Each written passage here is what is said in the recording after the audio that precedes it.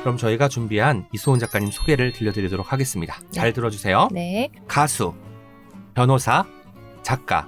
겁이 없는 편이 아닌데 겁이 없는 것처럼 행동하는 사람. 꿈에 대해 질문을 받을 때면 늘 유명해질 거야 라고 답하던 어린이였다. 그 시절 하고 싶은 게 있으면 다 시도하곤 했는데 도시에서 열리는 공모전에도 죄다 응모하고 베이비시터스 클럽을 만들어서 운영하기도 했다. 영화 필라델피아의 대사를 달달 외울 정도였고 톰 행크스 같은 변호사가 되겠다고 다짐했었다. 그러다 중학교 2학년이던 1996년 EBS 창작가요제에 참가했다. 얼마 뒤 그 모습을 본 가수 윤상에게 전화를 받았고 자신이 누군지 아느냐는 윤상의 물음에 DJ시죠? 라고 반응했던 기억이 있다. 사실 윤상을 잘 몰랐고 패닉의 광팬이었다. 1998년 1집 소녀로 데뷔했고 수능 시험이 끝나자마자 스케줄이 3개나 있었을 정도로 바쁜 가수 활동을 했다. 그러나 큰 행운도 주체적인 성찰 없이는 독이 될 수 있다는 사실을 점차 깨달았다. 이소은은 고민 끝에 연예계 생활을 뒤로 하고 미국으로 유학을 떠난다. 로스쿨에 진학했고 로스쿨 첫 시험에서는 꼴찌 성적표를 받기도 했지만 이후 실패 없이 단 한 번의 변호사가 되었다. 열정과 에너지 많은 성격은 어떤 식으로든 불의의 목소리를 내는 방향으로 그를 이끌었다. 사실 2002년 미군 장갑차 여중생 사망 사건 때 조지 부시 대통령에게 항의 메일을 보냈을 정도. 중요한 일을 앞두고는 오롯이 스스로를 다짐하는 2분의 시간을 꼭 가져야 하는 스타일이고 어색한 분위기는 자신이 깨야 한다는 이상한 강박을 가지고 있다. 위키피디아 마니아, 바이올린과 연극, 뮤지컬을 좋아한다. 음악을 들으면 기쁨을 온몸으로 표현하는 스타일. 실패 이력서를 써본 적이 있을 정도로 불확실한 미래를 뛰어넘고자 하는 열망이 있는 그는 그러니까 늘 시도하는 사람이다. 변화는 언제나 좋은 것이라고 생각하고 나아가려 한다. 너무 멋집니다. 창작가요제에 본인이 작사 작곡을 한 에피소드도 여기 책에 들어가 있잖아요. 네. 노랫말 좀 기억나시나요? 제 1집에 실려 있어요. 아 그래요? 가요제 나갔을 때 제목은 오. 회상이었는데 회상. 그래서 그때 심사위원들이 되게 웃으셨어요. 그 아. 기억이 나요. 네가 회사할 게 뭐가 있다고 이러면서. 근데 저의 1집에 실린 타이틀은 그날로. 아 회상에서 제목이 바뀌었군요. 네. 노랫말은 그대로. 네. 조금만 불러주실 수 네, 있을까요? 노랫말이 어땠나. 그땐 조그마한 고민형과 솜사탕 이것이 내가 원하는 전부였어. 뭐 약간 이렇게 시작해요. 와. 지금의 나로 충분하다 책에 대한 이야기를 본격적으로 나누기에 앞서서 이 책이 어떤 책인지 저자가 육성으로 네. 들려주는 시간을 갖도록 하겠습니다. 이 책은 지난 10년 동안 뉴욕이라는 좀 치열한 그런 네. 도시에서 아티스트의 정체성을 뒤로 하고 변호사로 살면서 겪게 된 여러 경험들 그리고 그 경험을 통해서 삶을 바라보는 자세와 철학 같은 걸 에세이로 풀어낸 책인데요. 굉장히 다양한 사회에서 나다움을 유지하고 나다움을 발전시킬 수 있을까 하는 그런 고민들을 하면서 살았거든요. 나다움에 충실할 수 있는 그런 방식을 찾아보려고 노력했던 그런 이야기라고 볼 수 있어요. 와 말씀 참 잘하신다.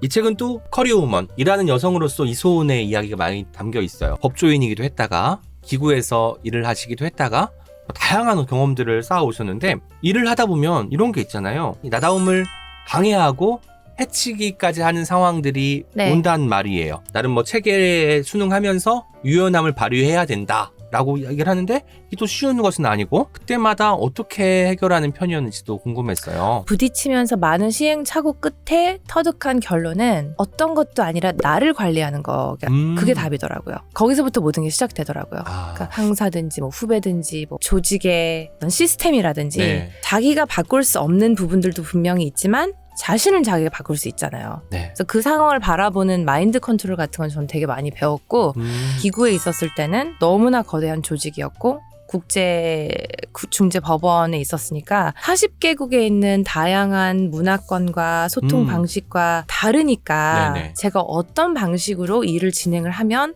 좋은 결과가 나올지 좀 갈피가 안 잡혔어요, 처음에는. 네. 그래서 관리라는 말이 되게 좋은 것 같아요. 매니지라는 그 단어에 네. 대한 다른 인상이 생긴 게 싸워서 이기는 그게 매니지가 아니라 그냥 그 상태 내에서 내가 할 수 있는 일을 그냥 업무 이행 그것만 목표를 두고 이렇게 하나씩 처리해 나가는 게 매니지더라고요. 약간 혁명적인 단어인 것 같아요. 전 그거에 좀 포커스를 하려고 노력을 많이 했죠. 연예인 매니저가 있잖아요. 네, 그 매니징만 네. 생각하다가 이제는 메인테인 유지하는 것과 거기에 가담할 수 있을지를 생각하는 방식으로 네. 사고가 유연화된 거네요. 네네. 일이 바뀐다는 건 역할이 바뀌는 것이기도 하잖아요. 저는 좀 불안한 사람이에요. 뭔가 저 정말 불안해요. 이소은 다음으로 극복하시는 거예요? 아니요, 그렇다기보다는 제가 너무 두려움이 많고 너무 많이 불안해 하니까 하나의 철칙이 그냥 생긴 게 있다면 그냥 액션밖에 없더라고요.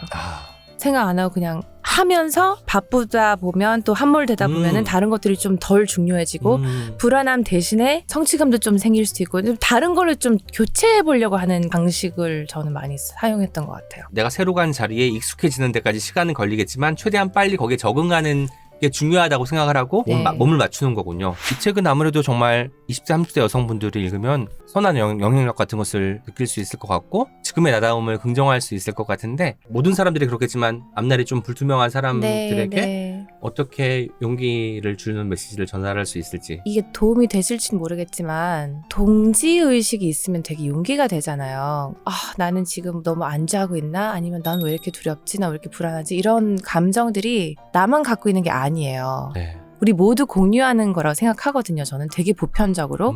일단 1차적으로 우리 모두 갖고 있으니까 이 느끼는 건 너무 당연하다. 그러니까 스스로 이런 느낌들을 갖는 거에 대해서 자학하거나 넌 왜 그래 할 필요 없다는 거 일단 말씀드리고 싶고요. 2차적으로는 지난 3년 동안 여러 일을 겪으면서 의지라는 게 되게 큰 힘이 있다는 걸 체험을 한 것 같아요.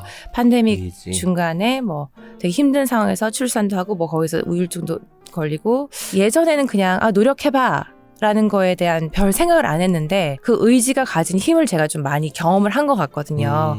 그래서 제가 되게 좋아하는 말이 있는데 100년, 200년 동안 어두웠던 동굴에도 촛불 하나로 확 밝아질 수 있듯이 그게 우리의 의지라는 생각이 들어요. 힘드신 분들 많잖아요, 요즘. 네. 그 촛불 이미지를 생각하시면 도움이 될 거라는 생각이 들었어요. 동굴에서 계속 흔들리면서 네, 그쵸. 촛불은 네. 계속 흔들리지만 밝히잖아요. 네. 그거를 우리 스스로 찾을 수 있다는 거죠. 우리 내면에서. 고민이라는 게 나를 위축시킬 무엇이 아니라는 마음을 네. 갖는 게 중요하다는 말씀을 또 새기게 됩니다. 가수, 변호사, 작가, 비영리 단체 운영 다양한 도전을 해오신 작가님이잖아요. 아마 이소은의 여정을 생각하면 또 하고 싶은 게 있을 것 같아요. 전 소설을 꼭 써보고 싶어요. 소설? 네. 시작한 게 있어요. 이미? 네. 한 10년 된 것 같아요. 시작한 지는. 조금씩. 근데 좀 포기하고 좀 용기가 안 나서 그런 것도 있는데 제가 작년에 너무 좋은 기회로 파친코 쓰신 이민진 작가님을 네네. 만나서 인터뷰한 적이 있어요. 저한테 너무 도움이 됐던 얘기가 우리 모두 각자 나만이 할 수 있는 이야기가 있다. 그걸 쓰면 된다라는 그런 말씀을 하셨거든요. 파친코도 이민지 작가님이 네. 일본에서의 그 경험 때문에 쓰실 수 있었던 그렇죠. 거잖아요. 딱 그 말씀 하셨어요. 파친코라는 작품은 내가 이걸 잘 썼다 못 썼다가 아니라 나만 쓸 수 있는 작품이라는 확신이 있었기 때문에 쓸 수 있었다. 17년을 걸려서 그 말씀을 하셨는데 나만 할 수 있는 이야기가 있더라고요. 그래서 이제 그러면 다른 거 따지지 말고 그걸 하면 되겠다. 되게 용기 있는 얘기잖아요. 우리 다 고유함이 있으니까. 10년 정도 품고 계셨으니까 7년 남은 거예요. 네. 파친코 지금 17년 만에 나왔다고 했으니까 네네. 7년 저희가 더 기다렸다가 네. 책이라웃 또 출연해 주실 네, 거죠? 알겠습니다.